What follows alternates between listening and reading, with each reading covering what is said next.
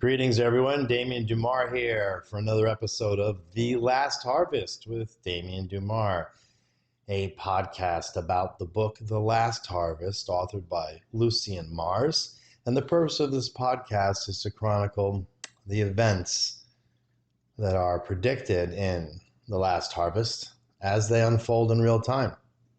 Here I am. It's Sunday at 3 a.m. It's nice and quiet. Time for a great podcast. We got some fun stuff today. Fun stuff and controversial stuff. So, first here we have John Oliver, the comedian, who has the show Last Week Tonight.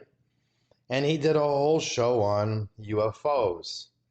I'm going to suspect, due to the Tucker Carlson, Elon Musk UFO debate, which we will get to in a second.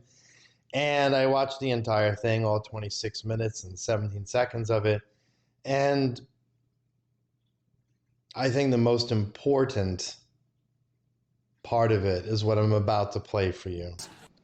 And that's a good way to put it. Now, John Oliver doesn't necessarily dismiss the existence of aliens or extraterrestrials. UFO sightings long predate. He simply points out that people are seeing these unidentified flying objects all the time, and there's something to it, and that should be addressed before even approaching the issue of extraterrestrials. But as I pointed out in earlier episodes of this podcast, in the back of the book, The Last Harvest by Lucien Mars, we have all the laws from NASA detailing your interactions with extraterrestrials. So if there were no extraterrestrials, again, why is NASA writing laws on the federal level governing your interactions with them?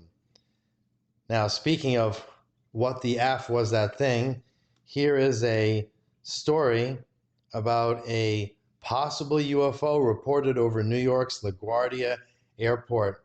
So let's watch this. It's going to be a lot of fun. The next time you get a window seat on a plane, you're going to think of this next story, and you're going to think of the guest who is going to talk about this next story. Michelle Reyes was flying over New York City with her daughter, and she was sitting by a window. When she did what a lot of us do, we, take pictures out the window, nice video of the New York skyline. It's an amazing view. But what Michelle did not expect to see was a cylinder-shaped object zipping across her line of sight near LaGuardia Airport. Was it a... There you go. A woman films it right side of an airplane window over LaGuardia Airport. So, to quote John Oliver, what the F is that thing? Okay? Does this mean that there are extraterrestrials out there? No. But the fact that NASA has written laws governing your interaction with them, again, that pretty much should tell you that they are out there. But what this shows is that they are objects using technology that is way beyond what is commonly thought to exist, that are out there in airspace.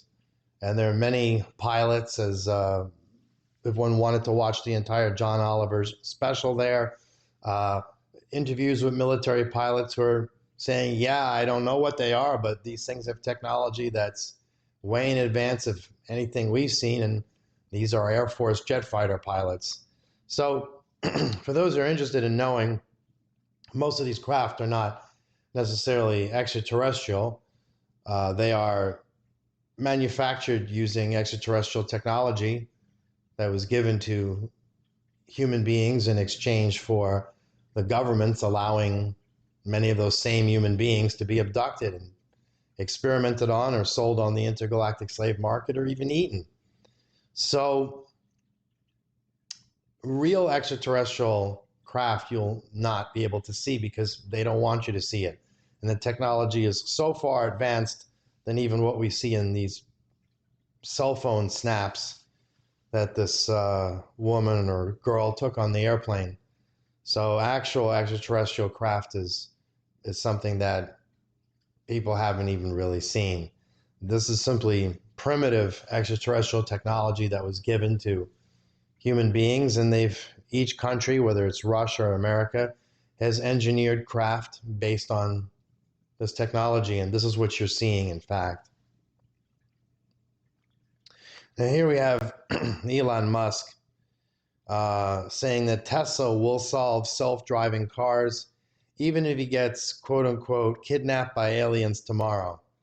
And of course, this bozo is being sarcastic, as we'll see going forward here, because he doesn't believe aliens exist. Again, despite the fact that NASA, his greatest competitor in terms of the SpaceX venture of his, is admitting that extraterrestrials exist by virtue of the fact they've written laws governing your interaction with them. And again, I don't want to beat a dead horse here, but many people need to hear this over and over, that there are laws in the last harvest in the back that are reprinted from NASA. They're not writing laws governing your interaction with extraterrestrials if there are no extraterrestrials. Sorry, it would make no sense to do so. So this guy sits here, of course, with his Occupy Mars shirt, which is so delusional, it's preposterous. No one is ever going to occupy Mars from this planet. It's just ridiculous. And I think Elon Musk probably needs to focus on Tesla right now, which really isn't doing well. Too many problems. The sales of his cars are on the decline. He had to recall so many of these Tesla trucks. His self-driving technology is getting people seriously hurt. At a certain point, you have to stop promising things that you can't deliver. Claiming your truck's bulletproof when it isn't. Goes on and on. Now here, this is going to be interesting. Let's see part of the talk about aliens, Tucker Carlson versus Elon Musk. Exist? It's a question humanity has asked itself for decades. Now SpaceX owner Elon Musk says he has the answer, suggesting he's likely an expert on the matter. On X, he recently wrote, quote, "I have seen no evidence for aliens, and with 6,000 satellites orbiting Earth, I think I would know." This is all in response to a recent interview with Tucker. Again, what a dumb, arrogant thing to say. He has satellites, so therefore he's automatically an expert on everything that goes on in the universe. This is just flagrant narcissism. The same sort of narcissism that gets you to go up there and claim you have a bulletproof truck when clearly it isn't. It's just lies upon lies upon lies. Much like Trump, lies upon lies upon lies. And who is the father of lies? Well, Satan is. And who does Elon Musk work for? Satan.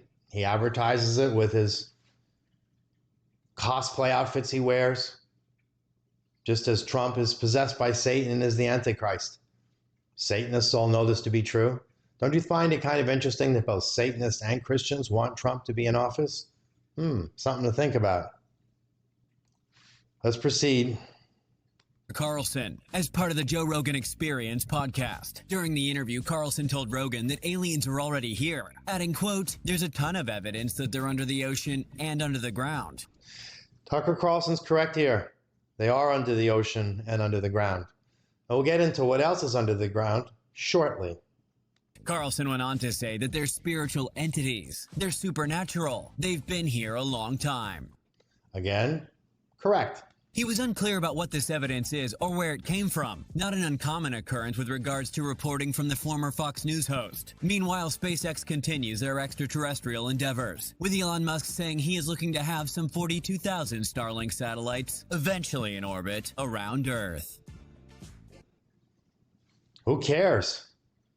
What does this have to do with extraterrestrials or his knowledge of them? Nothing.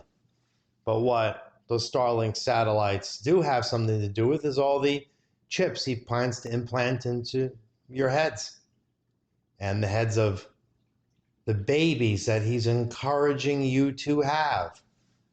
More on that later. Stay tuned. Here, again, we have this debate going on. Tucker Carlson was on Joe Rogan. I haven't seen it yet. Haven't had time.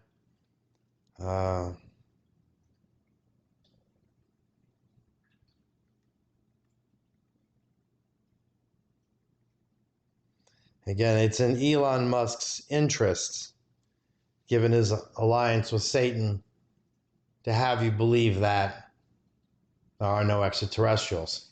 Because if he came out and admitted there were extraterrestrials, that would bring people a little closer to understanding the plan that himself and Satan are hatching, along with the rest of the elites. Let's change topic for a second here. The Associated Press. Ukraine pushes to get military-age men to come home. Some neighboring countries say they will help. And here you have these two throwbacks to, I don't know what. I mean, they don't even look like humans to me, honestly. So Foreign Minister Dmitry Kuleba, basically he's saying it's about justice in the relationship between Ukrainian men abroad and Ukrainian men inside of Ukraine. So they plan to cut off consular services to conscription-age Ukrainian men outside of Ukraine. So unless you want to come home and fight, they're going to cut off consulary services. Ridiculous. Well, if so many of your soldiers have been killed or wounded that you can't continue to fight, maybe it wasn't the greatest idea to fight with a country so many times larger than yours. I don't know, just saying. I mean, what, you want to kill all of your men? Okay. Well, what's funny again is that he's not going to war. And now some people would say, well, he's not of conscription age. Well, it doesn't take much to do this. Or to pilot a drone that you drop on someone in a foxhole. Why is he not going to war? I mean, if there are no men around, why isn't he joining up? It's always interesting how these leaders never do anything themselves, but they always want everyone else to go and die for them.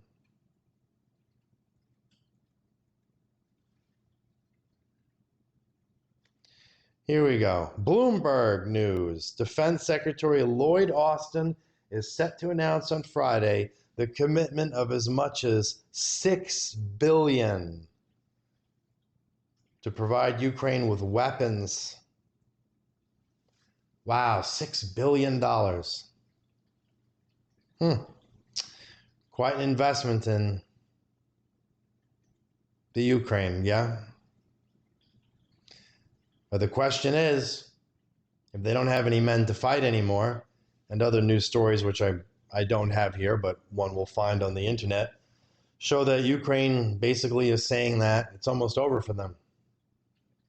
So I'm not quite sure what this $6 billion arms commitment, where all that money and weaponry is actually going to end up. But now Zelensky clarifies here that the U.S. is not financing the war in the Ukraine. Then who is? Oh, it's an issue of frame control. So he says, quote, the Americans are not funding the war in Ukraine. They foremost protect freedom and democracy all over Europe. And Ukraine is fighting. And Ukraine is sending their best sons and daughters to the front line. Well, there's one piece of truth here that Zelensky says. And this notion of they foremost protect freedom and democracy all over Europe. What this is a veiled statement about is that Putin actually plans to take most of Europe, if not all of it. That is his ambition. So let's take a look at some of the evidence for that. A NATO country is refusing to give Ukraine its Patriots, meaning Patriot missile system, because it says it needs them for itself. This is from a Business Insider. So Greece's prime minister said his country cannot give Ukraine its Patriots due to security concerns. A European country who's worried they would need those very Patriot missile systems that the Ukraine wants. I wonder who they're worried about. Turkey? No. I don't think so. Well, Finland's new firearm policy sets worldwide standard. What could that policy be? Let's take a look at it. They're opening 300 new shooting ranges all across the country. The initiative is part of a bigger strategy for national security with the intent of enhancing military preparedness and public safety. Could they be afraid of an invasion? From who? From Russia? Probably.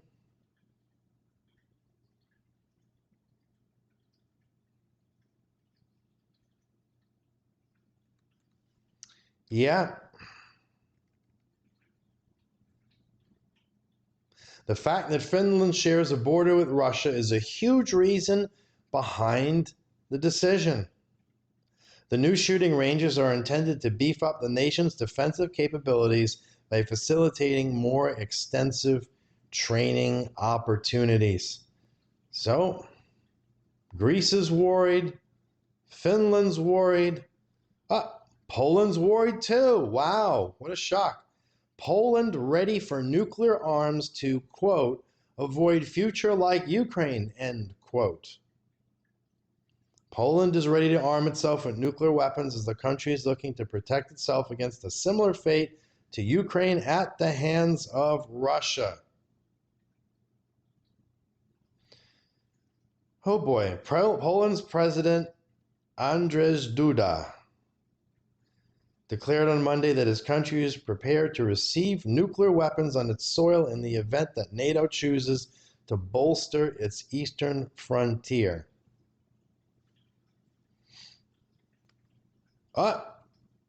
Finland says, best way to avoid war is to talk less and prepare more.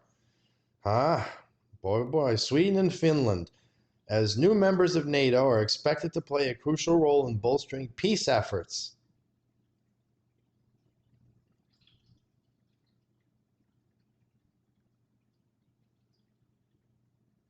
He says, quote, our screens are filled with wars in Europe and the Middle East, end quote.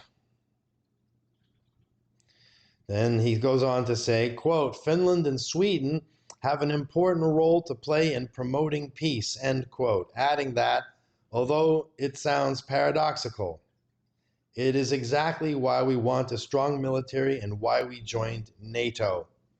Well, we know why they're getting excited. It's because of Russia. Oh, another country. Head of Norwegian army calls support for Ukraine his main objective. Norwegian Chief of Defense Erik Kristoffersen said that supporting Ukraine is his main priority for this year, as reported by Breaking Defense.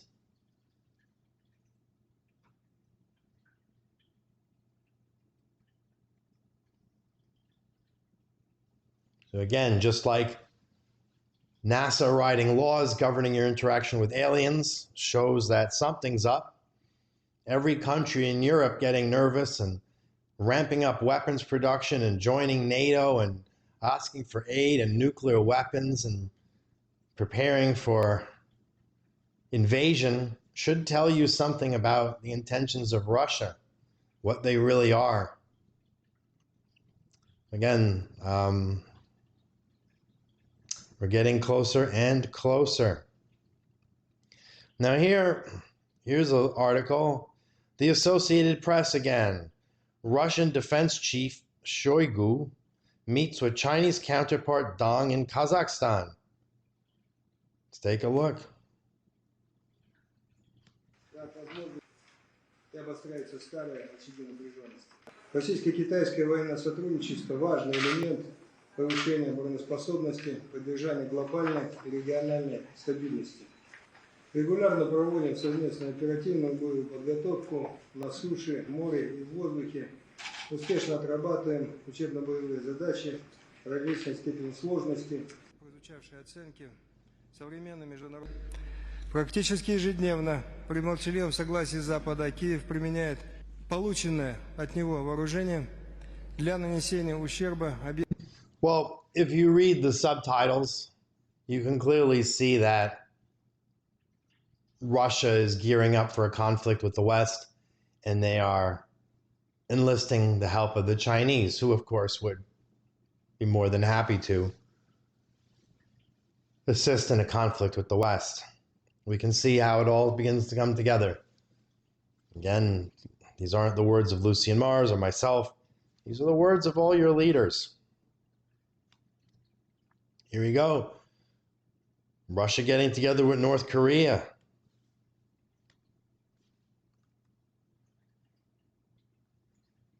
North Korea sends a delegation to Iran. We see all the players here: Russia, Iran, North Korea, all coming together. China. So there's a lot going on. Things are definitely escalating.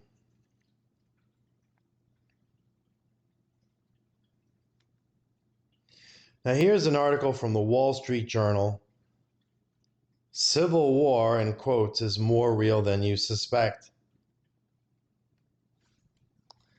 And they are, of course, talking about the divisive movie Civil War. I don't know how divisive it is. I don't really hear all that much about it.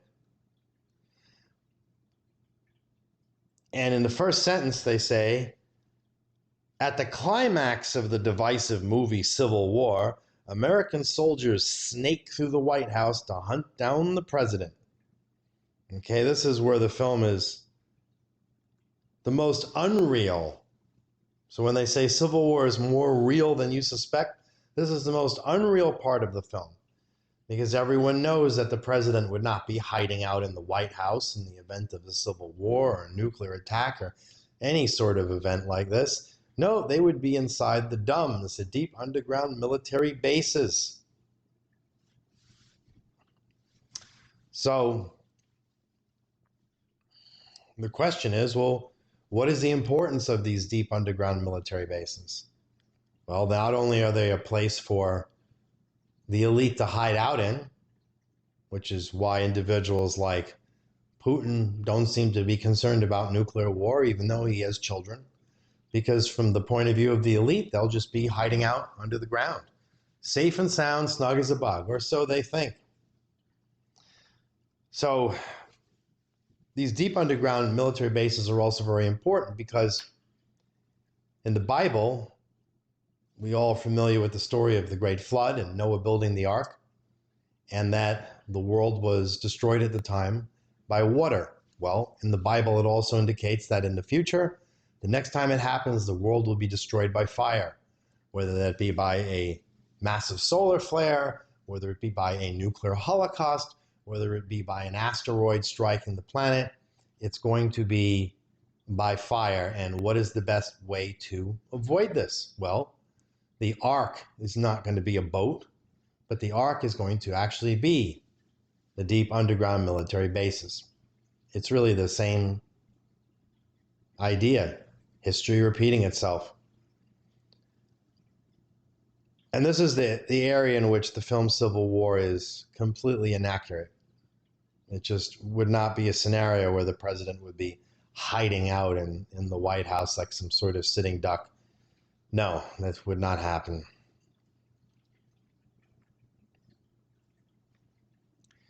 Here we have an article in Newsweek. Iran needs 1 week to build nuclear weapon, officials claim. A senior Iranian lawmaker has warned Tehran could make a nuclear weapon within days, adding to the concerns about the consequences of escalating tensions in the Middle East. Now, some might say this is another made-up story, such as the famous weapons of mass destruction claim that spurred the U.S. invasion of Iraq. But at this stage of the game, no one plans to invade Iraq except, or Iran, or anywhere in the Middle East except for the Israelis, perhaps. But again, Israel really doesn't have enough manpower to invade these massive countries that have very large standing armies. Again, we look at the threat of nuclear exchange.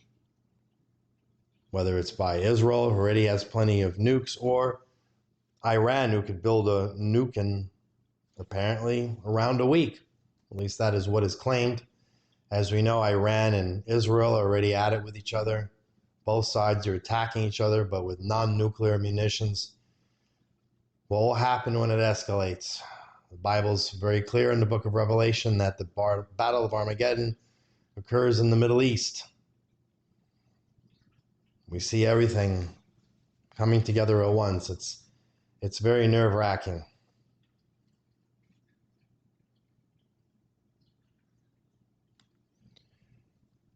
Here we have an issue where the Satanic Temple is getting into a bit of a headbutting session with Florida Governor DeSantis, because Governor DeSantis, he plans to bring about a form of prayer in schools.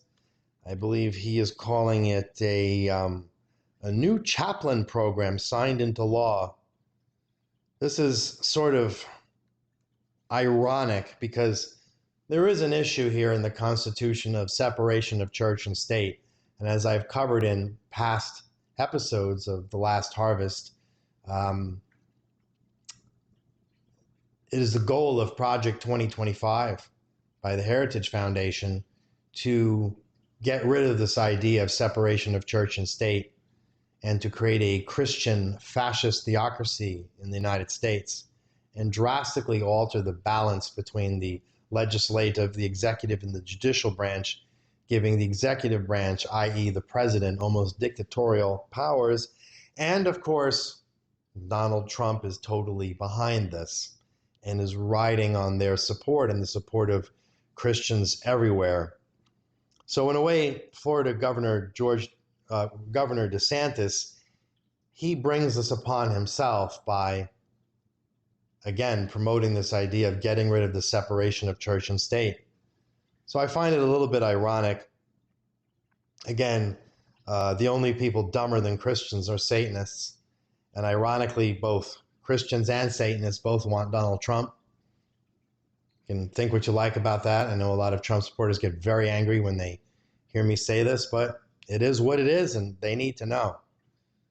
So, again, the whole thing kind of is a big joke also, because if we go around the galaxy, you have an alien extraterrestrial group called the Verdants, which the late Pulitzer Prize winning journalist Philip Kraft wrote 2 books on, and they have a population of 800 trillion. They control entire galaxies. And guess what they all believe? None of them believe in a savior or Jesus or have multiple religions. They all believe there is one perfect creator. Interesting. Next, we take a look at the Galactic Federation, which is also of incredible size. So many extraterrestrial cultures all together in the Federation. What do they believe?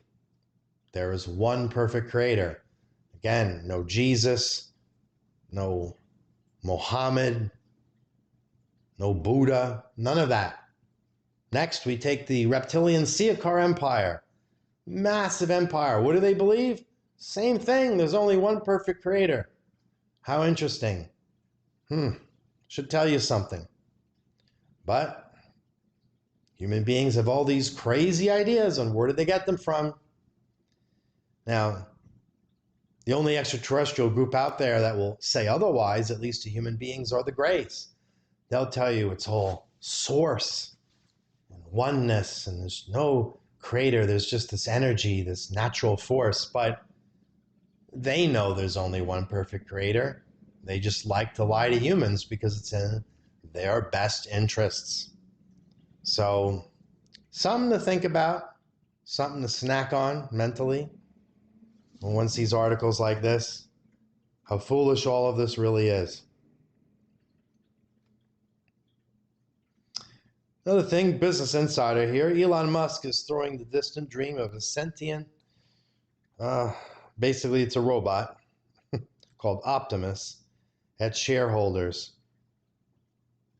So I suppose when Tesla's not doing well, it's easy to talk about the other ventures in order to create confidence in investors, which apparently seems to be working. So here we have Tesla's Optimus robots, and Musk says they are its most valuable asset. We should be thought of as an AI or robotics company and not just another auto company. Well, that's correct, because once again, the main goal of Elon Musk here is to put a chip inside your head. It's very important. Elon Musk also talks about something else. He talks about the idea that people need to be having as many children as possible, and he points to himself as having so many children. And he will talk about, well, some people, I believe the quote, I may be misquoting it here, but if I could paraphrase it, and I am open to being corrected on this, but I believe I heard him say one time that some people have accused him of wanting to depopulate the planet, or that he was saying that the world was overpopulated, and that he does not agree with this, and he points to the fact that he has so many children and wishes to promote others to have children. This actually ties in with the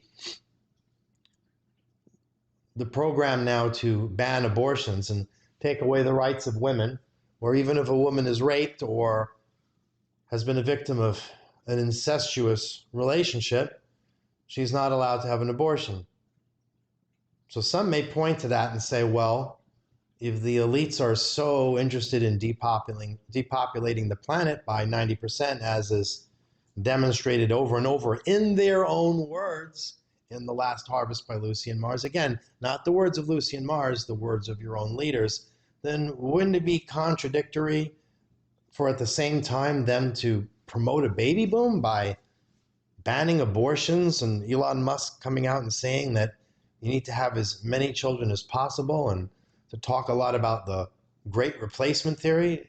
Would it seem like a contradiction to you?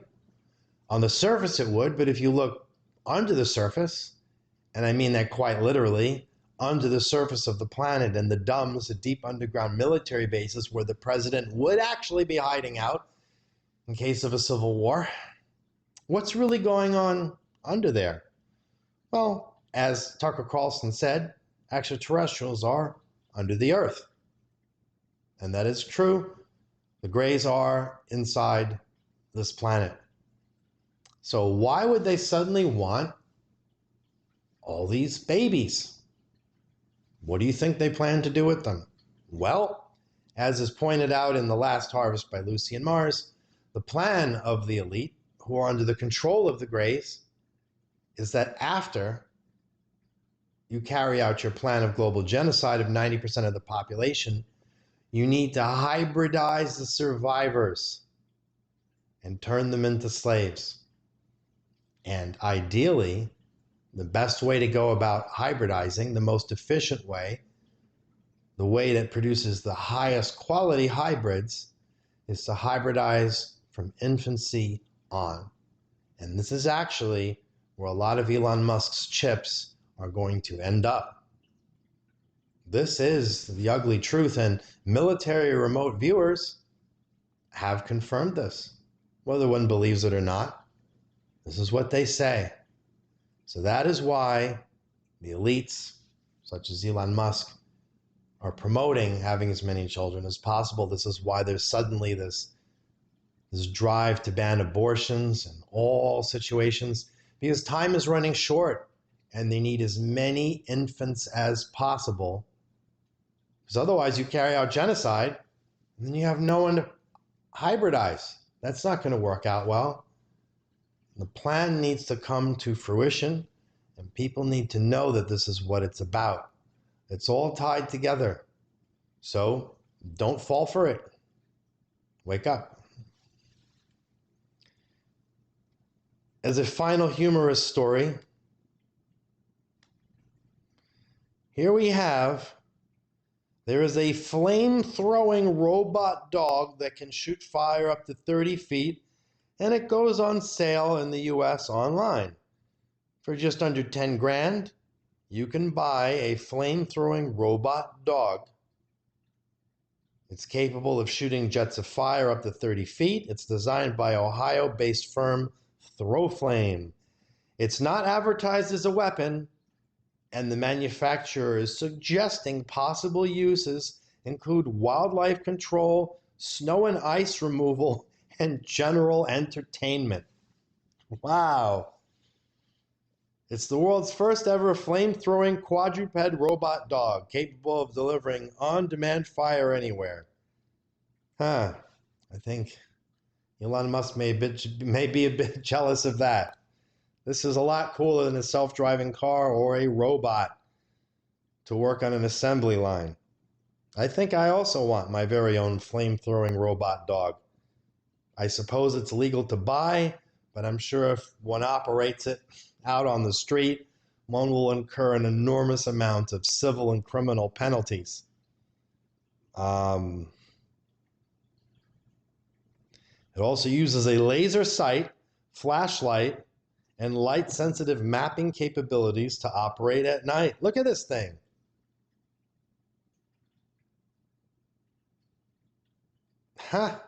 It can be controlled remotely via Wi-Fi or Bluetooth and has a battery life of up to 1 hour.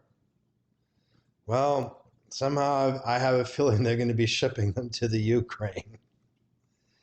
But the good news is you can buy one yourself for home defense, I suppose, or to keep stray pit bulls at bay. I don't know.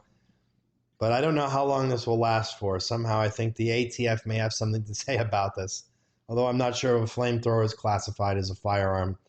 But no doubt this is a nightmare waiting to happen. But not as big a nightmare as the nightmare described in The Last Harvest by Lucien Mars, available in physical form on Kindle, available as an audiobook, available on all platforms, but most notably Amazon.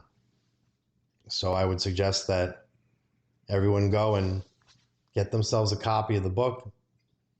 And if you don't have time for that, at least check out my lecture at Las Vegas on this YouTube channel that will give you an overall gestalt of what's in the book, give you a framework through which to understand a lot of what's in the book. Because the book is very dense and filled with material that you've never heard before. So on that note, I wish you a good morning, and we'll see you next week on the next episode of The Last Harvest podcast with Damien Dumar.